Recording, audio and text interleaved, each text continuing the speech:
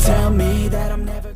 Halo semua, salam sejahtera Malaysia. Tuan-tuan dan puan yang amat dihormati, baru-baru ini Timbalan Ketua Polis Negara ada membuat satu kenyataan berkaitan dengan rasuah. Dan di dalam kenyataan itu pasti mengejutkan semua kepimpinan politik, apatah lagi yang terlibat dengan kes salah guna dana, kes pengubahan wang haram, kes rasuah lah. Dan saudara-saudara yang terkini, selepas Timbalan Ketua Polis Negara Ayub Han membuat kenyataan berkaitan dengan rasuah itu, di mana di dalam kenyataan itu ada menyebut khinzir kalau darurat boleh makan, tapi rasuah tidak. Maknanya itu satu sindiran kepada semua kaki-kaki sakau.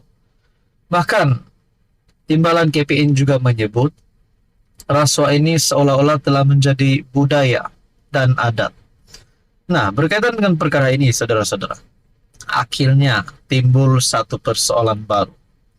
Ayub Han disebut-sebut bakal jadi Ketua Pesuruhjaya SPRM baharu.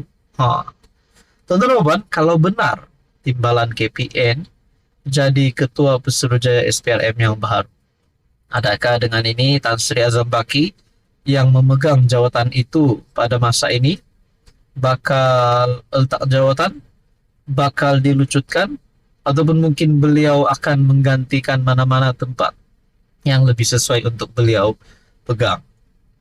Timbalan KPN Datuk Seri Ayub Han disebut-sebut bakal dilantik sebagai Ketua Pengarah SPRM bagi menggantikan Tan Sri Azam Baki apabila tamat kontraknya.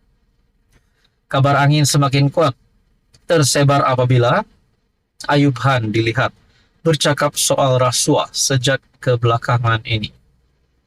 Jika benar negara bakal melihat perubahan besar-besaran dalam pentadbirannya selepas pelantikan Ketua Setiausaha Negara baharu yang bukan dalam lingkungan utama pentadbiran negara. Ya, memang sahlah Azam Baki akan letak jawatan, tapi persoalannya bila. Kalau kontrak dah tamat pun mungkin akan dilanjutkan. Memang sah akan letak jawatan, tapi belum tahu bila tariknya. Pelantikan KSN baharu Datuk Seri Syamsul Azri Abu Bakar boleh dianggap luar daripada tradisi kebiasaan, dan tradisi itu akan dipecahkan lagi jika benar Ayub Han mengetuai SPRM. Mengulas perkara itu, seorang pemerhati politik memberikan reaksi yang cukup positif, menganggap pelantikan Ayub Han akan berjaya menggoncang perasuah-perasuah di luar sana. Malah tentu perasuah-perasuah di luar sana kepanasan bila mendengar nama Ayub Han mengetuai SPRM.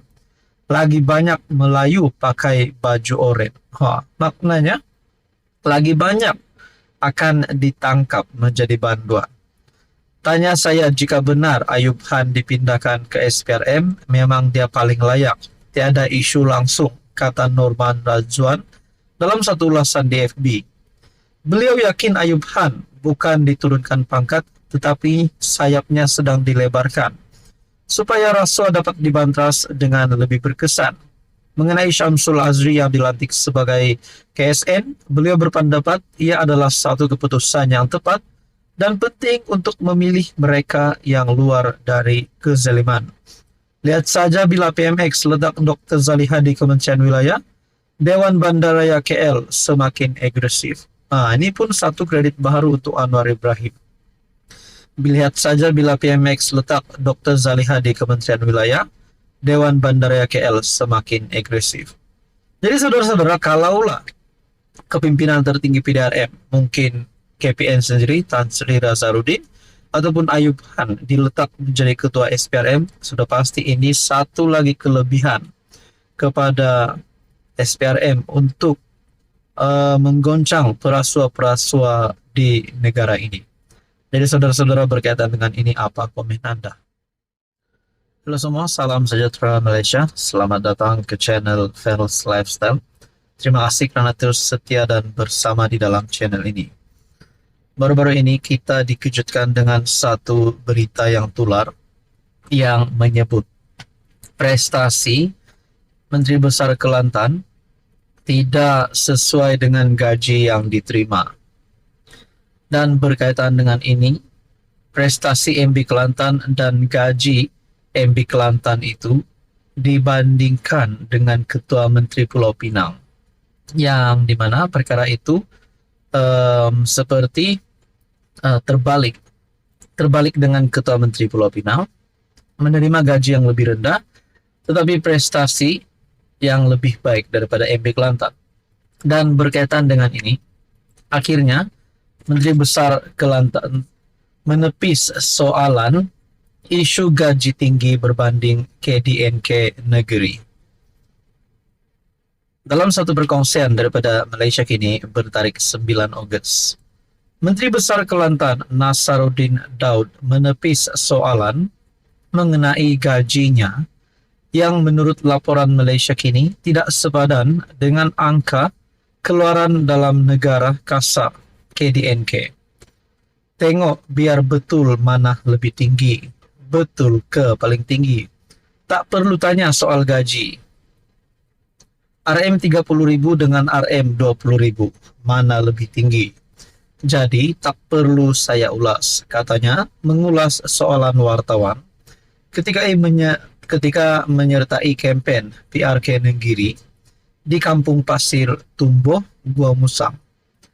Nasaruddin membandingkan gaji yang diterimanya dengan beberapa gaji menteri besar di negeri lain.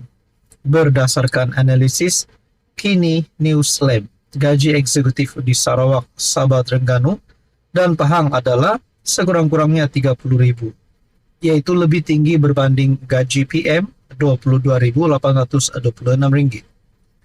Perbandingan gaji MB atau Ketua Menteri yang dibuat Kini News Lab adalah berdasarkan KDNK per kapita dicapai sesebuah negeri.